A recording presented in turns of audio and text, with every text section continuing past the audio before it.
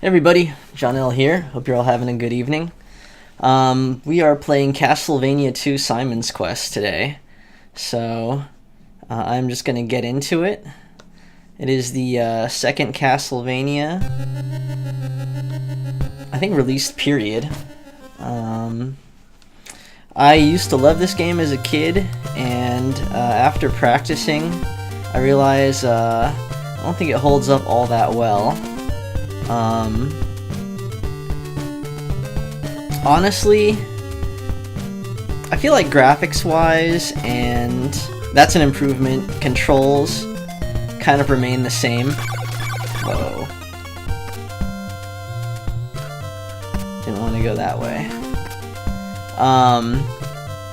Controls are the same. He's still kind of the lead brick of a human being that he was in the first Castlevania. But the game was designed as more of an adventure, and instead of a straight-up hack and slash, and how it was nice to have set levels with bosses at the end. They're trying to do kind of a more open world type thing where, you know, you can explore and... Actually, I shouldn't be doing this. Explore, and he can kind of level up and all that kind of stuff like that, but the game's kind of broken down into 5 mansions plus the final stage with Dracula, which is barely a stage, and 2 of them have kind of bosses. You have to beat them to get items which you need to finish the rest of the game. But they return, and there's only 2 bosses plus Dracula.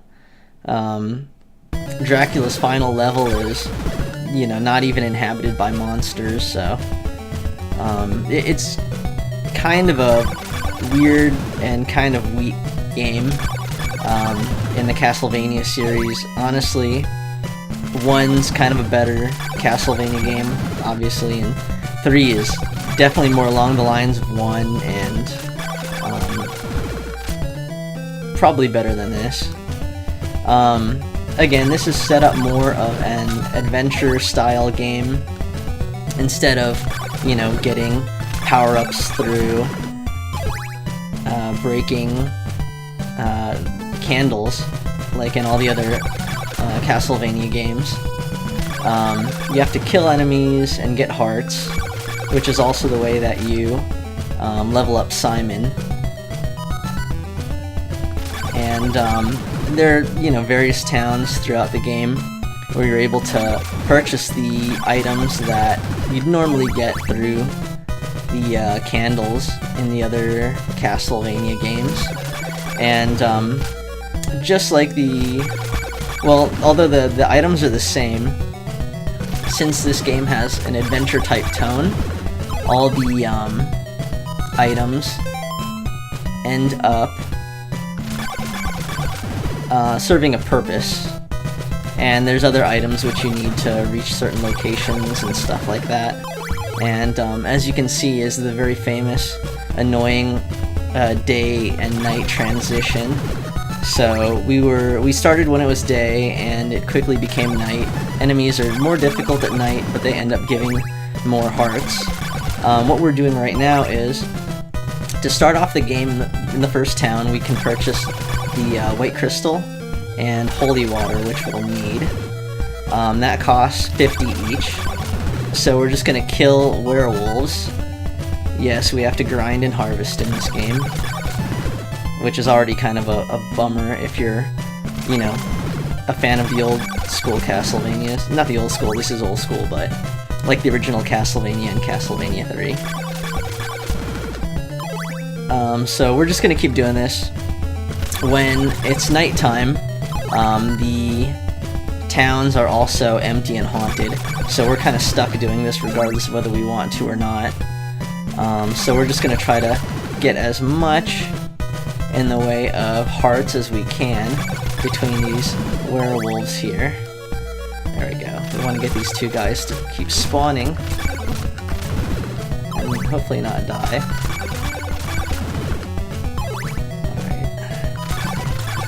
So, literally, we're going to grind to pick up a couple items so we can move on to the next town and grind and pick up a couple more items. So what we'll want to do is get another couple hundred so you can see the guy gives up less hearts. So we have 140, which is pretty good.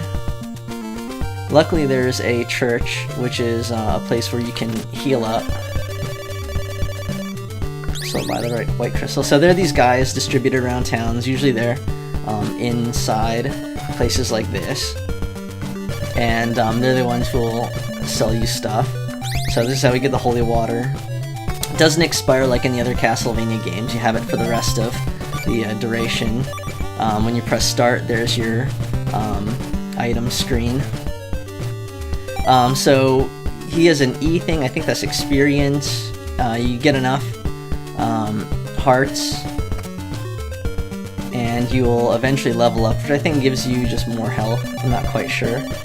It's kind of weird because, you know, it's really a hack and slash game, so, you know, you can avoid hits and stuff like that. It's not like a RPG, but I guess it's kind of cool that he gets more health, although, like, seriously, you could beat the game with just the amount of health he has to begin with.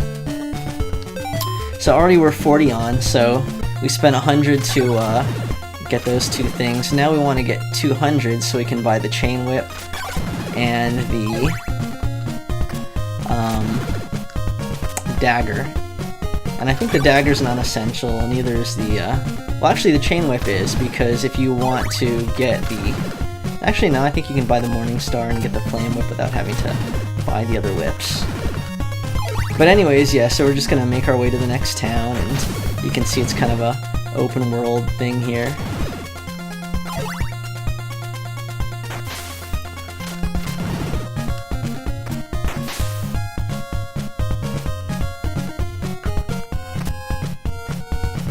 So these fishmen in the beginning are like terrible because later on you'll get Dracula's rib.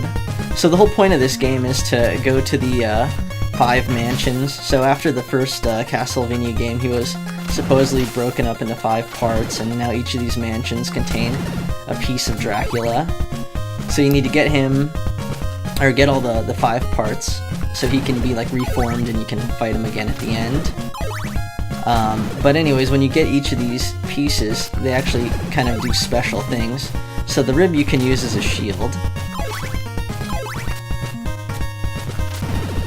Alright, so we have 62. So we're actually going to just camp out here and end up killing guys.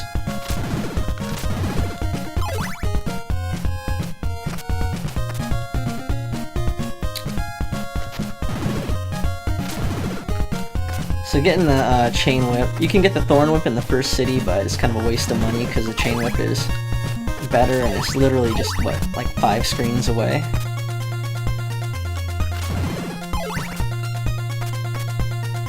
So I'm not quite sure what Simon's quest was supposed to be, because it seems like with the layout of the mansions and everything like that, it's like, okay, we're gonna have a game where, you know, we have levels kind of laid out, and, you know, you'll just have to get there, and then it'll be, you know, kind of like each level in maybe Castlevania 1, but, you know, maybe it was just, too much of a...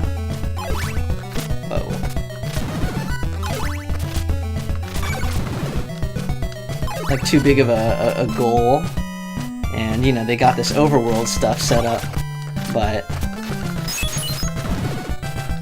you know, after doing that, like, all of the mansions are really kind of sparse and, I mean, not filled with, you know,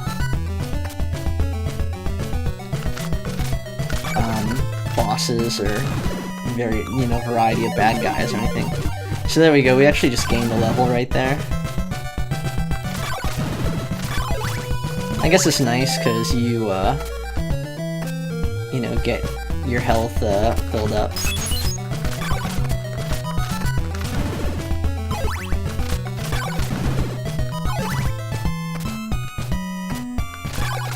So if we can do this really quick, it shouldn't be so bad.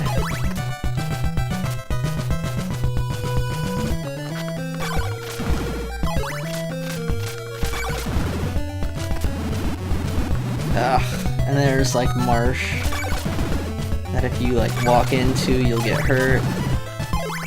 Later on you can buy laurels to get rid of that. So this is maybe kind of one of the fails, I guess you'd say, of the Castlevania series, just because one of the other things too is the translation was supposedly really bad. I know without like a GameFAQ or Nintendo Power, like I had no idea what was going on, like especially the whole kneeling by the dead end with the red crystal.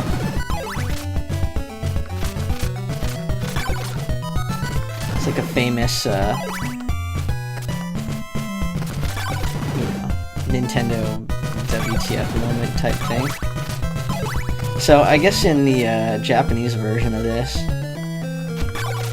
it makes a lot more sense, but since the translation was so bad, a lot of people were lost without the help of Nintendo Power.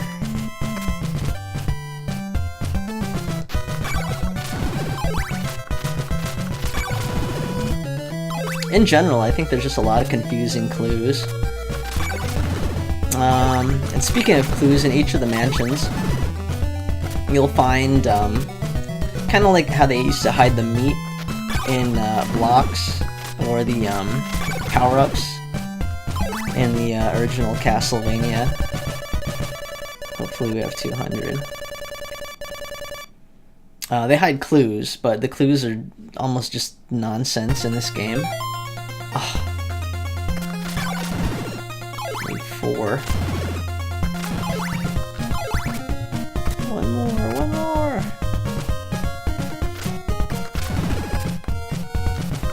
So, there's multiple endings in this game. The best one, I guess best one, is, if you beat the game in under 8 days. I'm not really gonna try for that because I don't know. I'm not really trying to rush through this thing. I think to do that, you have to really be kind of on top of your time. So here, we'll buy the dagger first. Cool. Oh wow, is it worth like 2 or something?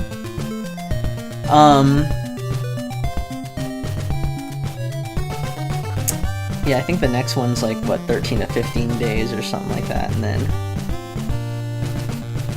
I think after 16 days you get like the worst ending, which ends up being like a pretty okay ending anyways. But,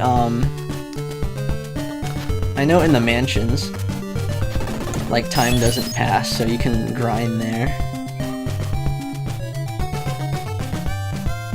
So, if you're really conscientious about that stuff, we could have just, like, you could probably just run to, like, the first mansion and get all the hearts you need. But I think this is okay. So we ended up picking up the chain whip, and we have the dagger. So we're all set on this town, and we want to exit the way we came, and we're going to head off to the first mansion. So early grinding out of the way.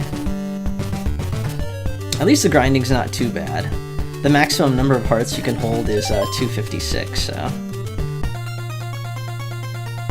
like nothing ever costs like more than that. I think the most expensive thing that you buy in the game is the Morning Star, which is 200.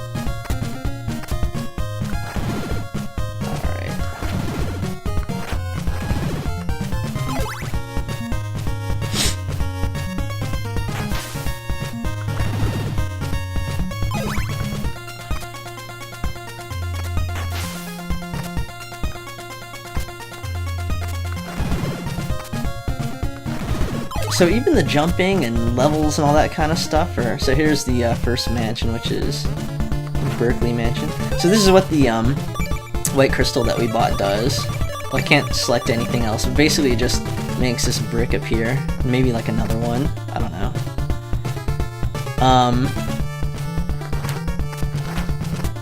So I'm not quite sure, like, if it's necessary. Well, actually you need the white crystal because there's 2 other crystals that you need to get. And I think without the white crystal, you can't get the other ones. So what I'm doing right now is throwing holy water bottles. So there's a lot of invisible bricks. I don't think there's too many in this mansion since it's the first one, but oh no.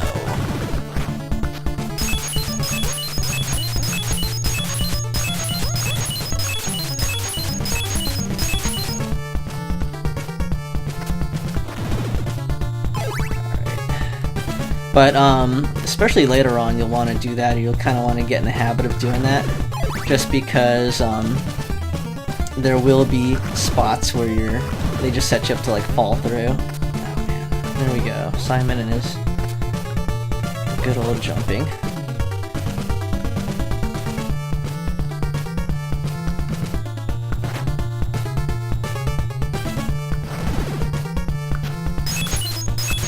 So there's a lot of hints, like you'll see like skeletons not moving past a certain point, or like you'll see those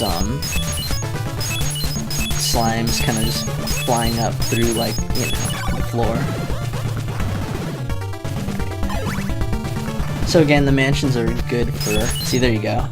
Like that's an example of an invisible block. So you actually want to go to the end of that there.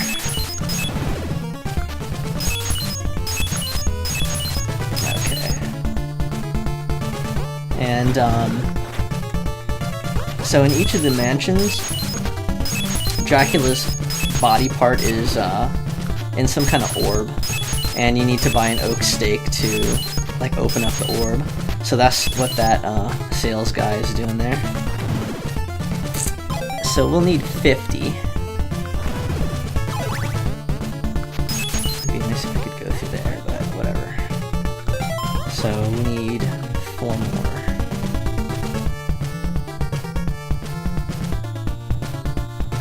So hopefully, cool, that's 50.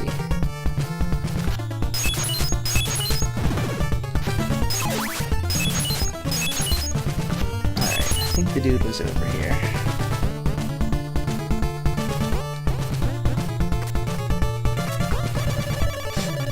Invest in an oak stake. Yes. So, there you go, here's a hint. Destroy the curse and you'll rule Brahm's mansion. So I'm not quite sure if that's just supposed to be nonsense or if that's a bad translation and it's supposed to mean something. Anyways, what I want to do now, since we're in the mansion, is also see if I can get another 50 hearts. And that way, I can buy another oak stake. In some of the mansions, you can bypass a lot by having an oak stake ready, and you don't have to buy like the oak stake specific to the mansion. Seems like a nice little place over here to farm.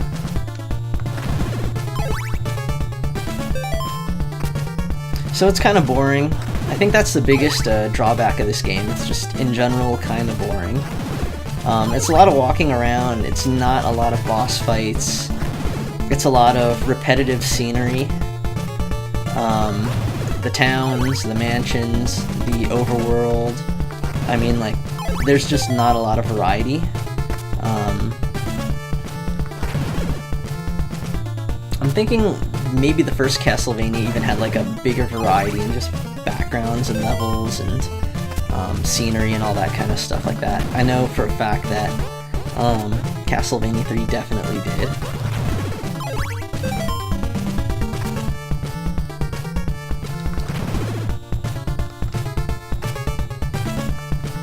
In a way, I think Castlevania 3 might have like been what they were shooting for, except minus like the overworld. Like maybe they wanted to incorporate the overworld. Oh man, I don't know if we made a mistake. Yeah, I think we did. So I think the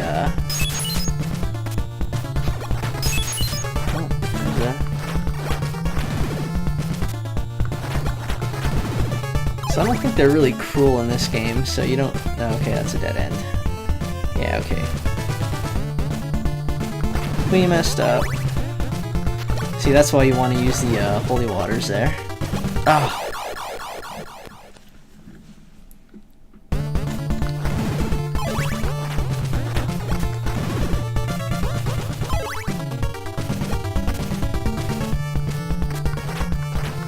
So I think we have to go through the whole mansion again, which sucks.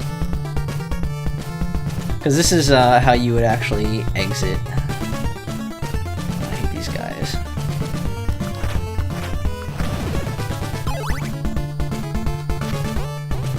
Whoa. Alright. Well, it doesn't matter.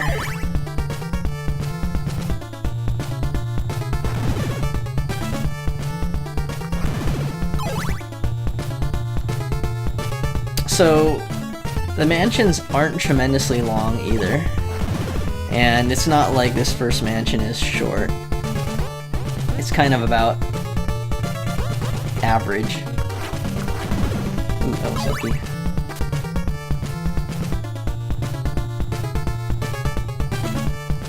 Alright, let's kill this guy.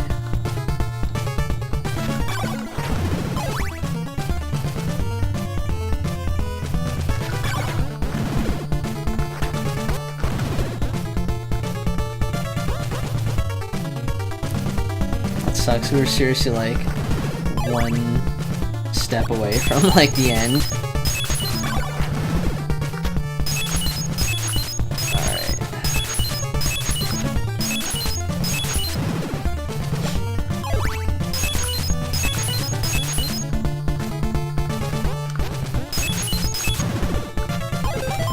That's too bad. And you can't load up on oak stakes too, otherwise I just kind of do that right now. But yeah, there's not even a really big variety of enemies in this game. I mean, you get like the couple skeleton guys and, you know, your merman guys, and I don't know, they took the mummies, which were a boss in, you know, the first Castlevania, and made it just a regular enemy. So look at this. So this is exactly where we want to be, where all the hanged guys are, and the rooms look the same, like always. So if you can see where that is when you're kind of passing by, then you'll know where to go.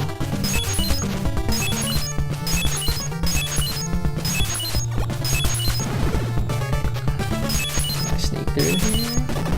Oh, no. No. Whatever.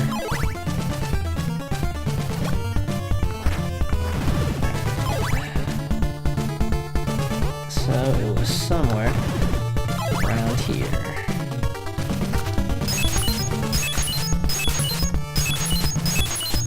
And I should have known, because there's that skeleton who's just not going any farther. There we go. See? Literally right there. Okay, so the first thing that we're gonna do is use the stake.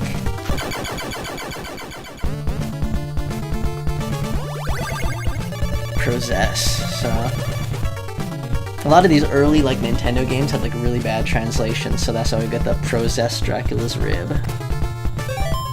Alright, so we'll hold on to that. So with the rib we can deflect fireballs, which isn't like totally useful here, except for the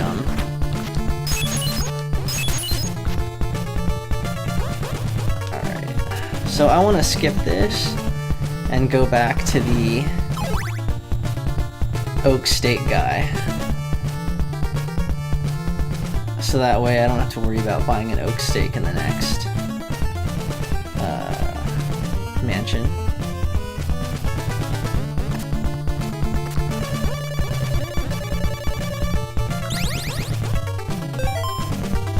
there we go. We have an extra oak stake. Now I'm just gonna go back and fall through the floor, which is actually kind of a shortcut to like get out of here.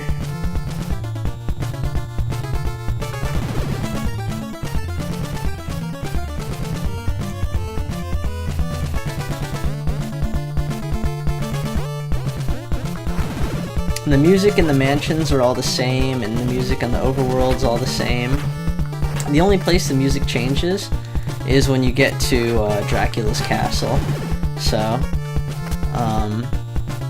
feels like just a lot was kind of left out. I mean, I know how difficult it is to make it open world. I mean, this is probably like a pretty big achievement.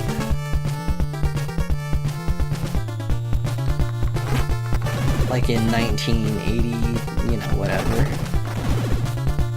year this came out. There you go, see? You can like deflect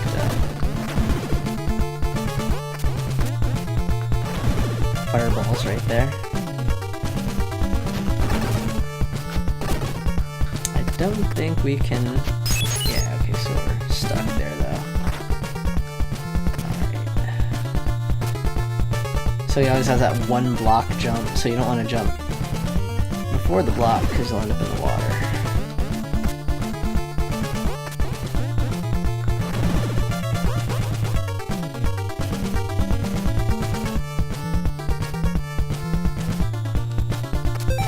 So we're doing 118.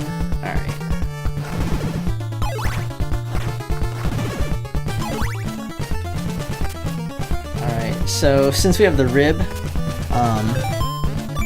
selected, we can't see the block, but I select the crystal now, I can see the block. So, boom. Okay, we are done with Berkeley Mansion, which is the first mansion in the game. So I'm gonna stop the video, take a little break, and then we will continue on to the second mansion, which I think is Rover Mansion, I'm not sure. So I'll see you guys in a bit.